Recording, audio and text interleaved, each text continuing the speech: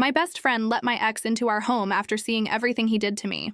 The thing about sharing an apartment with someone is that you start believing the walls belong to both of you in the same way memories do.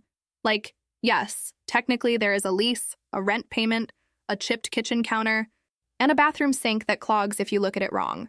But after a while, the place becomes a little country you built together. There are rules nobody writes down. There are mugs that belong to one person but somehow become public property. There are jokes that only make sense because you both survived the same winter. The same landlord, the same stupid leaking window, the same nights eating pasta on the floor because the table hadn't arrived yet. That was me and my best friend.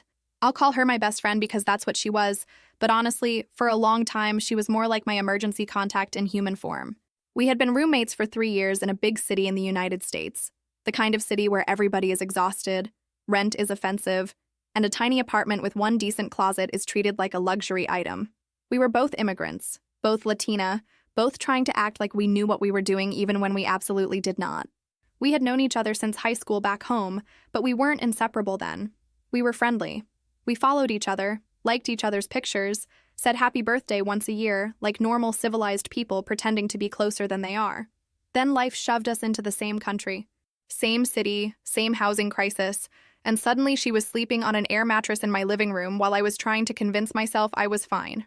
From there, we became the kind of close that doesn't need big speeches. She knew how I took my coffee. I knew which earrings she wore when she wanted people at work to think she had her life together. She worked in an office downtown, always dressed like she had somewhere better to be, while I worked remotely for a tech company from the corner of our kitchen, usually wearing sweatpants and pretending the camera was broken whenever possible. She used to laugh and say I had hacked capitalism because I got paid to sit under a blanket and mutter at spreadsheets. I told her she got paid to wear heels and fake smile at people named Team Lead, so neither of us was exactly living the dream. But we had a routine. We had rent split down the middle, groceries vaguely split but never perfectly because she ate my yogurt and I ate her cereal and we both lied about it. We had Sunday dinners where we cooked too much food and acted like the week ahead wouldn't crush us. We had a little dog we adopted from a shelter because apparently we thought paying rent wasn't enough financial pain. He was grumpy, dramatic, and deeply convinced the hallway belonged to him. Perfect fit, honestly. And before anyone says, well, you shouldn't depend on one person that much. Thank you, therapist number 2, I know. But sometimes people become your family before you have time to build healthier boundaries around it. Sometimes someone holds you together during the ugliest part of your life. And after that, it feels almost disrespectful to imagine a version of the future without them in it. 4 years before everything fell apart, my ex-boyfriend destroyed me in the quietest, most humiliating way possible. He didn't cheat in front of me. He didn't scream. He didn't give me some dramatic breakup where I could at least hate him cleanly. He just disappeared. After 5 years together, he blocked me on everything, stopped answering calls, stopped answering messages, and vanished from my life like I had been some mistake he needed to erase from his phone. 5 years. Not 5 dates, not 5 weird months where you're still pretending you don't care. 5 years of holidays, family introductions, shared plans, apartment hunting conversations, late night when we have kids jokes that now make me want to peel my own skin off from embarrassment. And then one day, nothing. No explanation. No fight. No, I need space. Nothing. At first, I thought something had happened. I called his relatives. I messaged his friends. I checked the places he used to go. I made myself sick with panic because the alternative was too cruel to accept. His cousin finally sent me a message that said, "He's okay. He just needs time." That sentence lived rent-free in my brain for months. He was okay. He just needed time. Meanwhile, I was sitting on my bathroom floor at 3 in the morning, shaking so hard I couldn't drink water without spilling it on myself. My best friend was the one who found me after I hadn't answered her for almost a week. She used the spare key I had given her and came into my old apartment with a bag of soup, a pack of electrolyte drinks, and that face people make when they're trying not to look scared. I hadn't showered. I had lost weight. My sheets smelled like sadness and stale air. I remember her standing in the doorway of my bedroom and whispering my name like she was afraid I would disappear if she spoke too loudly. She didn't lecture me. She didn't tell me he wasn't worth it. She didn't do that annoying thing where people try to rush you into being empowered because your pain makes them uncomfortable. She cleaned my kitchen. She made me eat a few spoonfuls of soup. She called a therapist for me because I kept saying I would do it tomorrow. And tomorrow kept turning into another day of staring at the ceiling. She sat beside me during the first intake call because I couldn't say the words out loud without sobbing. She held my hand when I admitted I didn't want to exist like that anymore. That's the part that makes this story so hard to tell without sounding stupid. She knew. She saw what he did to me. She saw the version of me that couldn't sleep without medication, couldn't work without crying, couldn't hear his name without feeling like someone had punched through my chest. She saw all of it. Not the cute, sad version people post about later. The ugly version. The version where I forgot to brush my teeth. The version where I texted him from a fake number and then hated myself. The version where I begged a person who had abandoned me to just explain why. She knew exactly what it cost me to come back from that. And for years, she acted like she hated him almost as much as I did. When we moved in together, it felt like a fresh start. Not a perfect one. Please. We were broke, tired, and constantly one surprise bill away from screaming into a pillow. But it was ours. Little by little, I started becoming a person again. I went on walks in the morning. I cooked instead of ordering whatever made me feel numb. I stopped checking old message threads. I stopped hoping for an apology. That was the biggest one. People talk about moving on like it's this pretty brave thing, but sometimes moving on is just getting bored of your own wound. One day I realized I had gone almost a whole afternoon without thinking about him. And I cried, not because I missed him, but because I thought, oh my God, I'm still in here somewhere. So yes, I trusted her. Completely. Maybe too completely. I can admit that now, even if it makes me sound like a woman who learned nothing from being abandoned once already. I thought loyalty meant shared history. I thought if someone had witnessed your worst pain, they would never help the person who caused it step back into your life, wearing a sad face and borrowed humility. Cute, right? I was adorable. The first crack came on a Tuesday morning at a coffee shop near our apartment. I used to work there twice a week because staying home all the time made me feel like furniture. The coffee was overpriced. The chairs were uncomfortable. And the music was always slightly too loud. But nobody bothered me, and the corner table had an outlet. That morning, I was halfway through answering emails, hair in a claw clip, wearing a sweater with a stain on the sleeve that I had convinced myself was invisible. It was not invisible. I just had deadlines. I looked up because someone said my name, and there he was, my ex, alive, whole, standing in front of me with a nervous little smile, like he had run into an old teacher at the grocery store, not the woman he had emotionally pushed off a cliff and left there. My body reacted before my brain did. My hands went cold. My stomach dropped. The room got that weird, faraway feeling, like the sound had been wrapped in cotton. He said my name again, softer this time, and asked if we could talk for a minute. I wish I could say I threw my drink at him. I wish I could say I stood up, delivered a perfect speech, and walked out with my dignity flowing behind me like a cape. Spoiler, I did not. I sat there like a frozen idiot with my laptop open, my mouth dry, and my brain screaming, absolutely not, absolutely not, absolutely not. He sat across from me without waiting for a real answer. That annoyed me later. In the moment, I was too shocked to process it. He looked older, but not in a ruined way, which felt unfair. He had grown his hair a little. His face was thinner, and he wore the expression of a man who had practiced looking sorry in a mirror. I know I'm the last person you want to see, he said. That was true. Very accurate. 10 points for self-awareness. He told me he had been in a bad place back then. He said he had panicked about commitment, about his family, about money, about who he was becoming. He said he had gone to therapy. He said he had spent years regretting how he left. He said he knew there was no excuse. He said every correct thing in the correct order, like a customer service apology written by a therapist. I barely spoke. I nodded a few times because my body was still trying to be polite while my soul was chewing through drywall. When he asked if there was any chance we could maybe rebuild a friendship, no pressure, just peace, I said. No. Not loudly, not dramatically, just no. His face twitched, but he recovered quickly. I understand. Good, I said, and then because apparently my survival instinct is wearing manners as a disguise, I added, I hope you're doing better, but I don't want contact. He nodded again. Then, right before leaving, he mentioned he had recently lost his job and didn't have a stable place to stay. He said it casually, like it had slipped out, but it landed on the table between us like bait. I remember staring at him thinking, no, don't you dare make me feel responsible for you. I said, I'm sorry to hear that. And that was it. I packed my laptop so fast I forgot my charger and had to go back inside like an absolute clown while he was still near the door. We had to do that awkward half-smile thing. It was horrible. If humiliation burned calories, I would have left that coffee shop in the best shape of my life. That night, I told my best friend everything while she chopped onions for dinner. I expected rage. I expected her to grab the knife tighter and say something like, "If he comes near you again, I'll handle it." Not literally, obviously. We are not that dramatic. But emotionally? Yes. I expected her to be on my side before I even finished the sentence. At first, she was. Her eyes got wide. She put the knife down. She asked if I was okay, if I wanted to change coffee shops, if he had followed me, if he had asked for money. She called him manipulative for mentioning his living situation. She said, "That man doesn't get to crawl out of the ground and ask for emotional charity." I actually laughed because it sounded exactly like her. For about 2 days, I felt safe in that. Shaken, yes, but safe. Then he started appearing in places. Not every day. That would have been too obvious, but enough. The coffee shop again. The grocery store near our building. The park where I walked the dog. He never did anything big. He would wave. He would say, "Hey, didn't mean to bother you."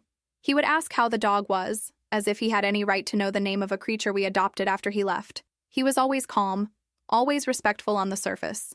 That was the maddening part. If I described it to someone, I sounded paranoid. "He was just at the store?"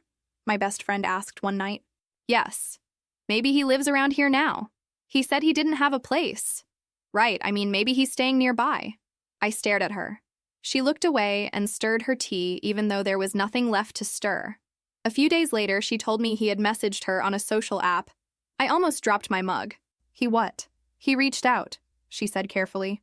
"He said he didn't want to bother you, but he wanted to ask about shelters and community resources." "And you answered?" She made that face people make when they want credit for being kind. "He seemed desperate." I said, "He is not your responsibility." "I know. No. I need you to really know that." She sighed. "I gave him a list of places. That's all." That was not all. Of course it wasn't. I'm not even saying she planned for it to become what it became, but that's how people step over your boundaries sometimes. Not with a big villain laugh, just one reasonable-sounding exception at a time. The next week, over breakfast, she said something so insane I thought she was joking. "What if he stayed here for a little while?" I looked at her over my coffee. "What?" "Not in your room or anything. Obviously. I mean the extra room. Temporarily. The extra room was not some magical guest suite. It was a tiny room we used for storage, laundry drying, and pretending we were going to start exercising because my old yoga mat lived there untouched. Still, the fact that she had even pictured him inside our apartment made my skin crawl. "No," I said. She lifted both hands. "Okay, I was just thinking out loud." "Don't think that out loud again." Her face tightened. "You don't have to talk to me like I'm stupid." "I'm not. I'm talking to you like you just suggested bringing the man who abandoned me into our home." She apologized. Kind of. She said she hadn't meant to hurt me, that she was just thinking about basic human compassion, that nobody deserved to sleep on the street. I said there were shelters, charities, other friends, relatives, literally anyone else on Earth. She nodded, but her eyes had gone distant. I knew that look. It meant she had not changed her mind. She had only learned that saying it directly got her in trouble. After that, the word forgiveness started appearing in our apartment like mold. She would say things like, "I just think people can grow," or "Sometimes holding on to anger keeps us trapped," or "You don't have to let him back into your life, but maybe peace would help you." I hated it. I hated the soft voice. I hated the way she turned my boundaries into a spiritual weakness. I hated that she spoke like someone who had watched a motivational video and decided my trauma was a group project. One night, I snapped, "Forgiveness is not a lease agreement." She blinked. "What does that even mean?" "It means I can forgive someone from very far away while he does not shower in my bathroom." She rolled her eyes. And that was the first time I felt the floor shift under us. Not because of the eye roll by itself. We were friends. We rolled our eyes at each other all the time. But this one had contempt in it. Small, quick, but there. Like I had become an obstacle instead of a person. Then came the favors. At first, I only knew because she told me, but she told me in that casual way people use when they've already decided you're not allowed to be upset. She bought him lunch because he said he hadn't eaten. She helped him print resumes at her office because the public library computer was too complicated. She gave him a ride somewhere because it was raining. She lent him money for a few nights at a cheap motel, which she mentioned while reaching for the salt like she was telling me she bought paper towels. "How much money?" I asked. She shrugged. "Not a lot." "How much?" She said the number, and I laughed. Not because it was funny, but because my brain briefly left my body. "That is a lot," I said. "It's my money." "It is." And my trauma is mine. But apparently we're all sharing now. She put her fork down. That's unfair. No. What's unfair is you making me the villain because I don't want to participate in your charity crush. The word crush came out before I meant it to. Her face changed so fast I knew I had hit something real. She got defensive, then cold. She said I was projecting. She said not every act of kindness was romantic. She said I had gotten so used to being hurt that I saw manipulation everywhere. Maybe that part was partly true. That's what made it worse. I was damaged. I did see danger quickly. But being traumatized doesn't mean you're wrong every time you smell smoke. The smoke got thicker. He started showing up at exact places at exact times. The dog park after my morning meeting. The grocery store when I usually grabbed things for dinner. The little bench outside our building where I sometimes sat when the apartment felt too small.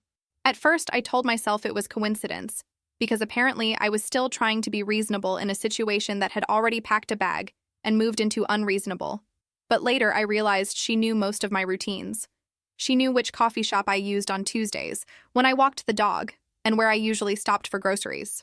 He always had a reason. He was looking for work nearby. He was meeting someone. He was just passing through. He always smiled like I was being silly for noticing. One afternoon, I came downstairs with the dog and found him talking to the front desk person in our building.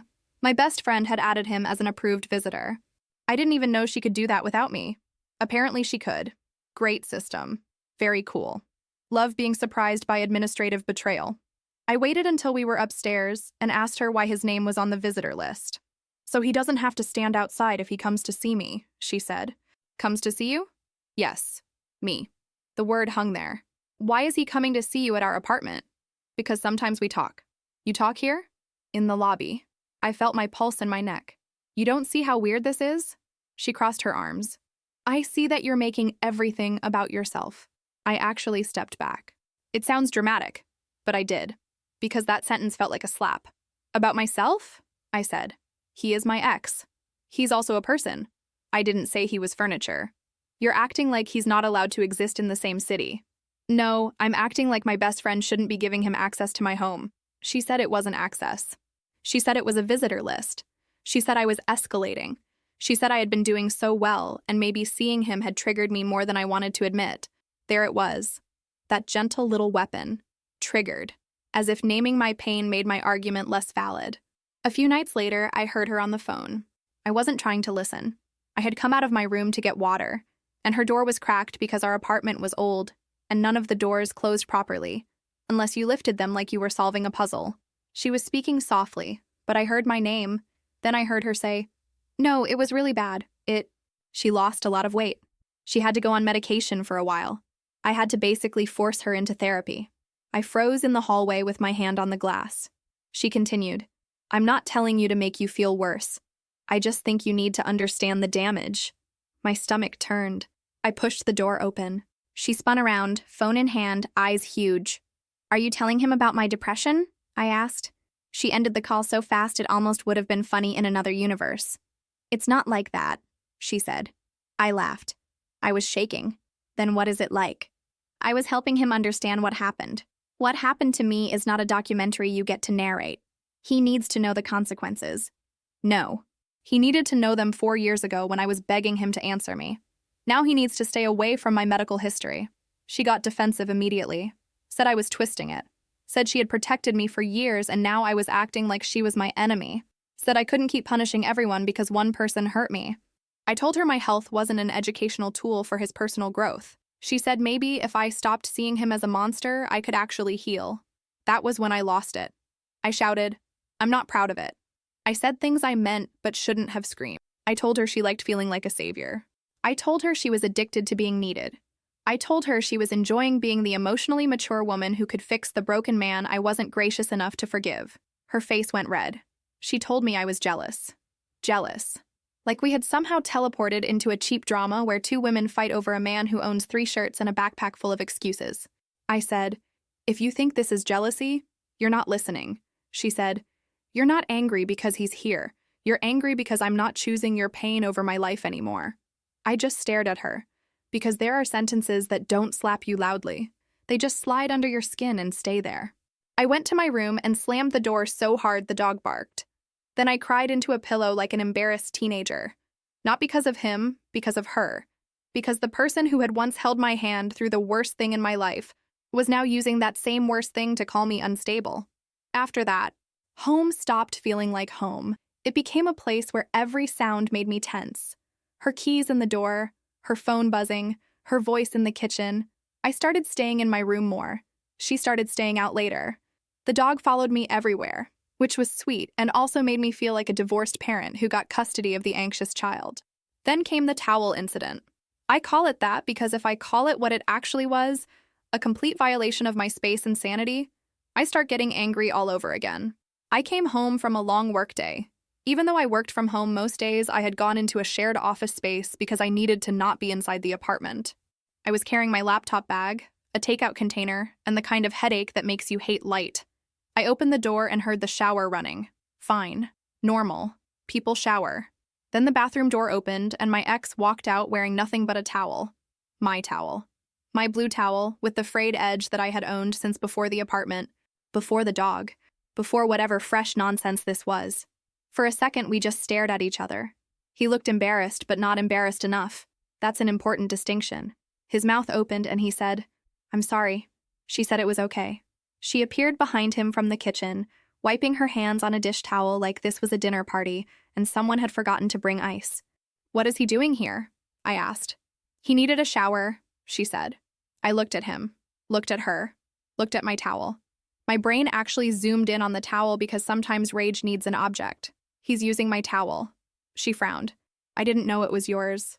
It hangs on my hook. We all use the bathroom. That doesn't make my towel a community resource." He said, "I can leave." Very soft, very humble, very poor me. And before I could even respond, she turned to him and said, "You don't have to go. She's upset. But it's not your fault." I swear something in me snapped clean in half. "Not his fault?" I said. "He is standing in my hallway half naked wearing my towel. He asked me," she said, "and you should have said no. He's been walking around all day trying to find work. It's hot. He needed to clean up before an interview. Then he can use a gym shower, a shelter, a public facility, literally anywhere that is not my apartment." "Our apartment," she said. That was the moment. Not the shower. Not the towel. Our apartment. The way she said it like ownership meant she could invite my trauma in and I was supposed to split the emotional utilities. He stood there looking down, letting her fight. That was his talent. He never had to raise his voice. He just created the situation and watched her defend it. Passive men like that are dangerous in such a boring way. They don't look like villains. They look tired. They look sorry. They look like they hate drama, while somehow drama grows around them like weeds. I told him to get dressed and leave. She told him to finish getting ready. I told her if he didn't leave, I would call the landlord. She laughed in my face and said, "What are you going to say? That my guest took a shower?" I said, "Yes." She shook her head. "You're making yourself look crazy." There it was again. Crazy, hysterical, triggered, jealous. All the little words people use when they want your reaction to matter more than what caused it. He left eventually. Not because she asked him to. Because I stood by the door with my phone in my hand and said I was done discussing it. He murmured another apology, which meant nothing. When the door closed, she turned on me like I had humiliated her in public. "You enjoyed that," she said. I stared at her. "I enjoyed what?" "Making him feel small." I laughed, and it came out ugly. "He made me feel small for years. That's not who he is now. You don't know who he is now." "Maybe I do." The room got quiet. I should have understood it then. I mean, I did understand it. But there's knowing something, and then there's letting the truth actually touch you. I wasn't ready for the second one. Over the next couple weeks, she stopped pretending. Not fully, but enough. She smiled at her phone. She left the room to take calls. She wore perfume to run errands. She started using phrases he used, which made me want to throw myself out a window. Not a high window. Just enough to inconvenience everyone. I asked her once, "Are you dating him?" She looked genuinely offended. "I don't owe you every detail of my life." "That's a yes and coward." She slammed a cabinet. "You're impossible." Maybe I was. I got snappy. I checked her public posts. I noticed when she came home late and hated myself for noticing. I wasn't jealous, but I was obsessed in a different way. Obsessed with proving I wasn't imagining it. Obsessed with catching the exact moment my best friend became someone who could look me in the eye and lie. Our mutual friends started acting weird too. One of them asked me if I was doing okay with everything. I said. What is everything? She got awkward and said she had just heard things were tense. Another friend invited both of us to dinner and then separately texted me. I don't want drama, but is it okay if he comes? He. I stared at the message so long the screen dimmed. That's when I realized the story had left our apartment. She had been talking. Maybe not in one big announcement, but in little pieces, carefully placed. I was struggling. I was possessive. I was still emotionally attached. I was uncomfortable with her helping him because I hadn't moved on. She never said, I betrayed my best friend by building a relationship with her ex who abandoned her. Funny how that didn't make the summary. When I confronted her, she didn't deny talking. She said she needed support too. Support for what? I asked. Violating my boundaries? For living with someone who makes me feel like a criminal for caring about another human being. I actually clapped once. Not proud. Very dramatic. Wow, that's good. Did you rehearse that with him? Her eyes filled with tears. For a second, I almost softened. That was the problem with loving someone. Even when they're hurting you, your body remembers wanting to comfort them. Then she said, You don't own him. And whatever softness I had died on arrival. I don't want to own him, I said. I want him out of my life. But what if he's in mine? The sentence came out quiet. Not angry. Not defensive. Just there. My chest tightened. Is he? She sat down at the kitchen table. She rubbed her forehead. She looked exhausted, which irritated me because I was the one being emotionally mugged in my own home. Finally, she said they had feelings for each other. Feelings. I hated that word. It sounded so innocent, like feelings just floated in through a window and landed on them, like she hadn't fed them, protected them, hidden them, watered them with my private pain. How long? I asked. She didn't answer. How long? 3 weeks, she said. 3 weeks. Meaning during the towel incident, meaning during the late-night calls, meaning while I was asking if she was dating him and she acted offended, meaning she had watched me unravel and still decided her new romance deserved more protection than our friendship. I felt nauseous. Truly. I had to sit down because my legs went weird. She started talking fast. She said it wasn't planned. She said he understood her in a way nobody else had lately. She said after her breakup, she had felt lonely, invisible, like everyone expected her to be the strong one. She said he listened. He asked about her. He made her feel seen. I wanted to scream because that was exactly how he worked. He listened intensely at first. He made you feel chosen. He told you your pain was special. Then one day, when being present became inconvenient, he vanished and left you trying to survive the silence. I said that. Not calmly. She shook her head. You're projecting your experience onto mine. He disappeared on me after 5 years. And he regrets it. Oh, great. Regret pays rent now? She stood up. You can't accept that he might love someone else. I laughed because if I didn't, I would have thrown something. Please. If he loved a woman across the country with her own apartment and no connection to me, I would send her a sympathy candle and move on. You're jealous. I'm betrayed. You're jealous. I'm betrayed. We repeated it like idiots until the dog started barking. And honestly, he was the only mature adult in the room. Then she said, He's moving in. For a second, I thought I misheard her. My brain rejected the sentence like spoiled milk. No, I said. He can't keep paying for a motel. No, I pay half the rent. No, you don't get to control my life. And you don't get to move my ex-boyfriend into my home. She immediately tried to clean up the sentence.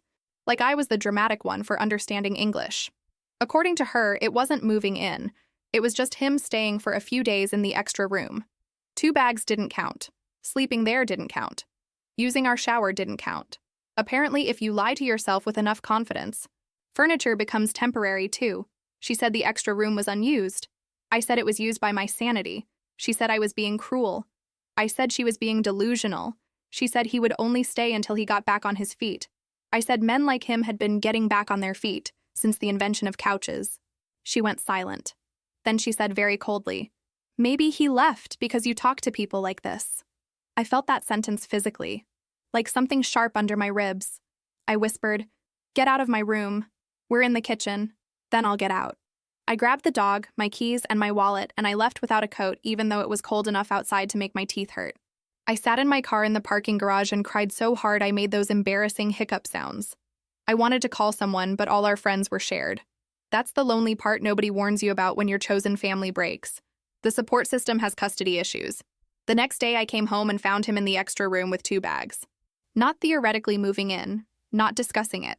There, sitting on the floor, folding shirts into a plastic bin, while she made dinner in the kitchen with the calm energy of a woman daring me to react. For one beautiful second, I went completely quiet. Like scary quiet. I set my bag down. I put the dog behind me because he was already growling, low and serious. Then I walked to the extra room. "Get out," I said. He stood halfway. "I don't want to cause problems." "Then leave." My best friend appeared behind me. "Don't talk to him like that." I turned. "He is in my apartment. Our apartment. He is not on the lease. He's my guest. Guests don't unpack bins." She moved into the doorway, blocking me from stepping farther into the room. That image still makes me sick. My best friend physically standing between me and the man who broke me, but not to protect me, to protect him from me. She said, "You're acting insane." I said, "Move." "No." The dog barked. He said from behind her, "Maybe I should go for tonight." She turned to him, soft voice activated. "No, you're not leaving because she's throwing a tantrum." A tantrum. I was a grown woman paying rent, watching my ex move into my home against my will, and she called it a tantrum. I pulled out my phone and called the landlord. My hands were shaking so badly I almost dropped it. The landlord didn't answer, so I left a message. Then I sent an email. Then another message through the tenant portal, because apparently rage turns me into an administrative assistant. My best friend laughed, but she looked nervous. "You're seriously reporting me?" "Yes." "Over a guest?" "Over an unauthorized resident." She said I was using the landlord as a weapon. I said she had brought a weapon into my home and called it a boyfriend. Dramatic? Yes. Accurate? Also yes, emotionally. He slept there that night. I locked my bedroom door, shoved a chair under the handle like I was in some low-budget horror movie, and slept maybe 40 minutes total. The dog slept pressed against my legs, growling every time there was a sound in the hallway. At one point, I heard them laughing softly in the kitchen, and I felt something inside me go cold. Not because laughter is illegal, because she knew I was terrified and did it anyway. The landlord responded the next morning. Short, formal, beautiful. Additional occupants were not permitted without written approval. Any person staying beyond the guest limit could be considered a lease violation. All tenants were responsible. If an unauthorized occupant remained, further action could be taken. I forwarded it to her. She came into the living room holding her phone like it was evidence of a crime I had committed. "You're trying to get me evicted." "I'm trying not to live with him. You could have talked to me." I stared. "I have done nothing but talk. You went behind my back. You moved him in behind mine." She started crying then, but not soft crying. Angry crying. She said I was ruining her only chance at happiness. She said I couldn't stand seeing her loved.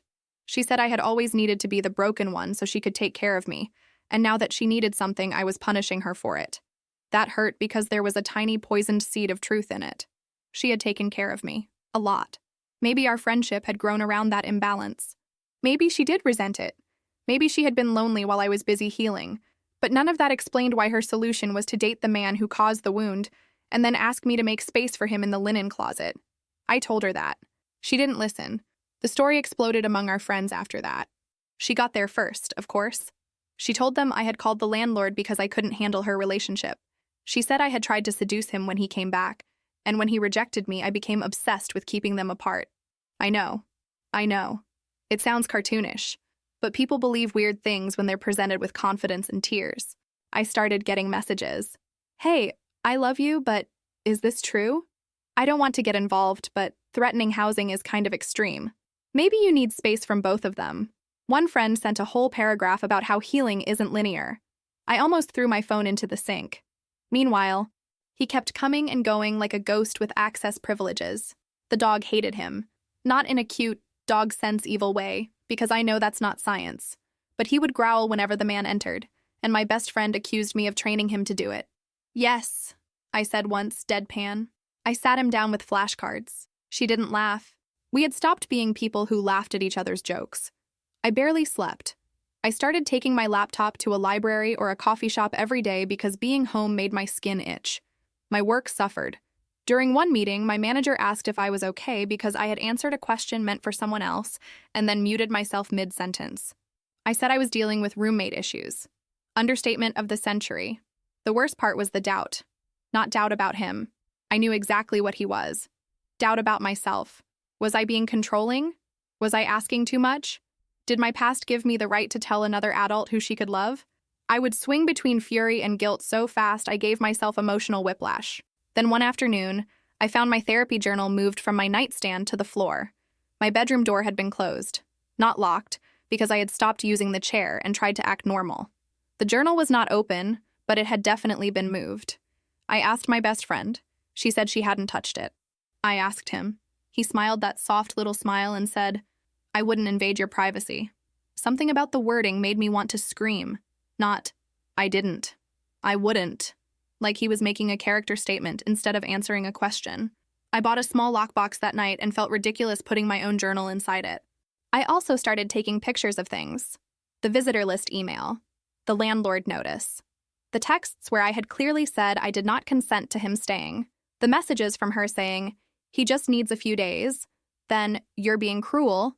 Then, "I pay rent too." I didn't know what I would need them for. I just knew I was tired of living in a fog where she could tell everyone I was irrational, and I had nothing but my exhausted face to prove otherwise. The next morning, I wrote a long message in the group chat. I didn't write it while crying, which I consider personal growth. I wrote it like I was preparing a boring timeline for a manager who didn't want adjectives. Date she suggested he stay. Date I said no. Date she added him as visitor. Date he showered in our apartment. Date she admitted the relationship. Date he moved bags into the extra room. Landlord notice. Screenshots. I didn't call her names. That took strength, because I had names available. A whole menu. I ended it with, "She can date whoever she wants. I am not trying to control her relationship. I am refusing to live with the person who abandoned me and caused a mental health crisis she personally witnessed. Those are different things." Then I sent it and immediately wanted to vomit. The group went silent for almost an hour. Then messages started coming in privately. Some apologizing, some saying they hadn't known, some doing that annoying thing where they say, "There are two sides, even after one side comes with receipts and the other side comes with vibes." But the tide shifted. People stopped asking if I was jealous and started asking if I was safe. My best friend came home that evening shaking with rage. "You humiliated me. You lied about me. You sent private messages. You moved my ex into our apartment. Stop calling him that. What should I call him? Your community service project?" She threw her keys onto the counter. "You're cruel." I learned from the best. That one was low. I know. I was tired. I had been sleeping like a haunted squirrel. She said she was moving out. She said they would find somewhere else. She said I would regret choosing bitterness over friendship. I said she had already chosen him over me. I was just refusing to pay half the rent for the privilege of watching. For 3 weeks, the apartment became a battlefield made of cardboard boxes and silence. She packed aggressively. If you've never heard someone wrap mugs with resentment, it has a very specific sound. He came by to help, but after the group chat, he was less comfortable. Without the public image of me as the jealous, unstable ex, his helpless routine didn't land the same. He avoided my eyes. The dog continued his unpaid security work. I had to find a new roommate fast because rent doesn't pause for emotional devastation. I posted an ad, interviewed strangers, and tried not to sound insane when explaining the situation. "So the previous roommate is leaving?" one woman asked during a video call. "Yes," I said. "Long story."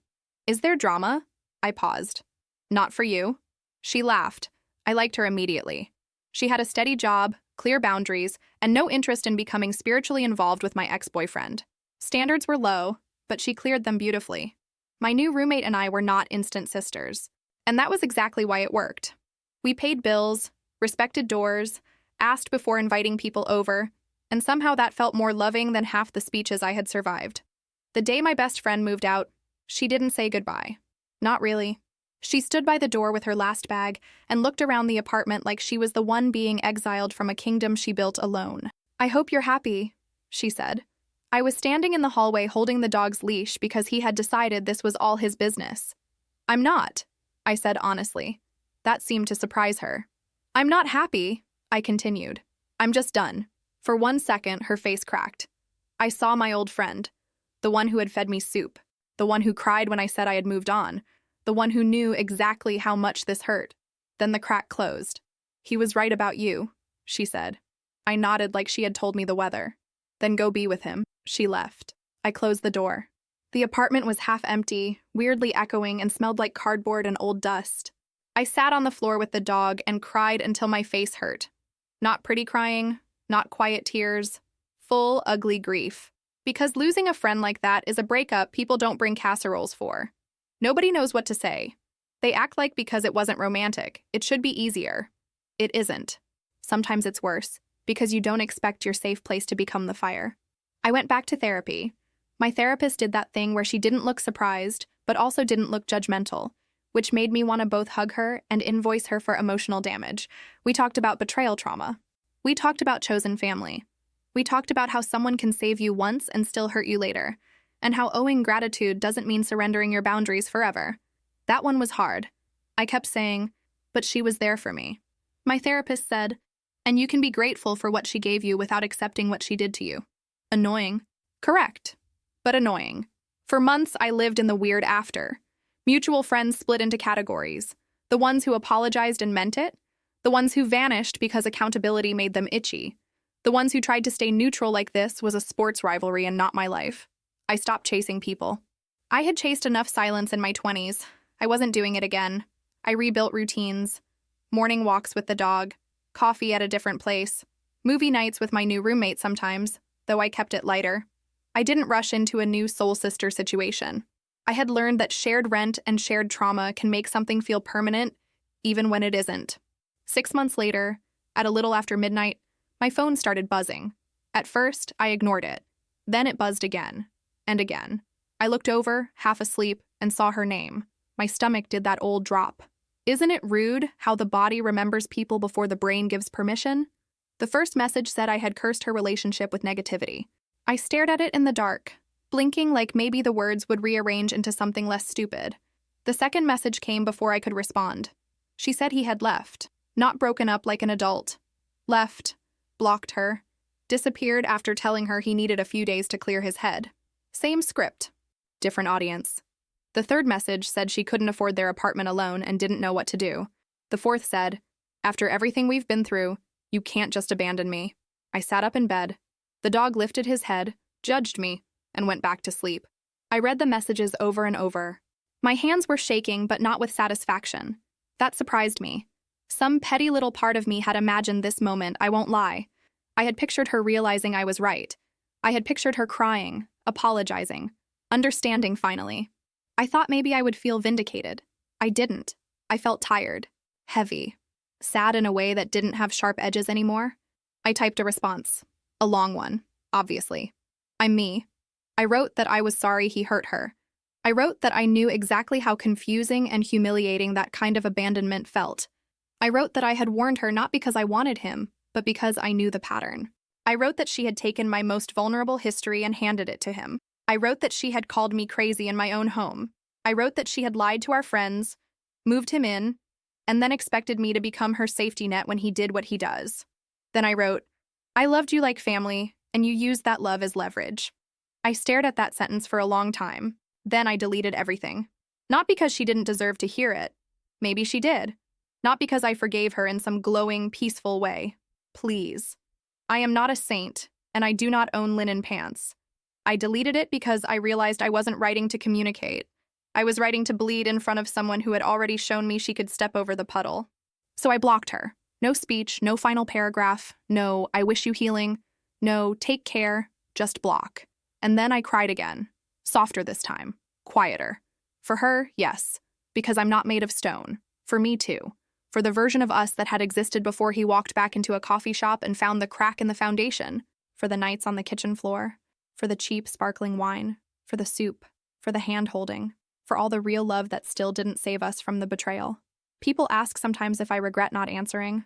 Not directly, because most people don't know the whole story, but in that general way, people talk about closure like it's a customer service ticket you need to close. I don't regret it. Closure for me was not making her understand. Closure was finally understanding that I didn't have to be available just because someone was suffering in a familiar way. That was the trap, wasn't it? He hurt me. She comforted me. He hurt her, and she expected me to comfort her. Full circle, except I refused to stand in the same spot again. I still miss her sometimes. That's the embarrassing truth. I'll see a ridiculous mug at a store and think she would have loved it. I'll make too much rice because my body still cooks like there are two of us. I'll hear a song she used to play while getting ready for work and feel a little punch of grief. Missing someone doesn't mean they should come back. That's another annoying lesson I paid for with my nervous system. I'm not magically healed. I still get tense when someone says they just want to talk. I still hate running into men who look like they have rehearsed apologies. I still have moments where I wonder if I made myself too hard, too suspicious, too quick to cut people off. Then I remember standing in my hallway while he wore my towel and she called me hysterical, and I think, no, actually, maybe I was not hard enough soon enough. If there is a lesson, it's not some pretty thing about forgiveness. I don't have one of those. Forgiveness is complicated. And honestly, people use it too often when they mean, please make your pain convenient for everyone else. My lesson is smaller and meaner and more useful. Someone can love you during one chapter and betray you in another. Both can be true. The good doesn't erase the harm. The harm doesn't make every good memory fake. It just means you have to stop using old love as proof that new disrespect is acceptable. So no, I didn't take her back. I didn't send money. I didn't let her sleep on my couch. I didn't become the bigger person in the way people usually mean it, which is often just becoming the quieter person so nobody has to feel uncomfortable. I chose peace, but not the soft kind people put on greeting cards. I chose the kind of peace where the door stays locked, the visitor list gets checked, and my towel is mine. And maybe that sounds petty. Fine. After everything, I think I've earned a little petty.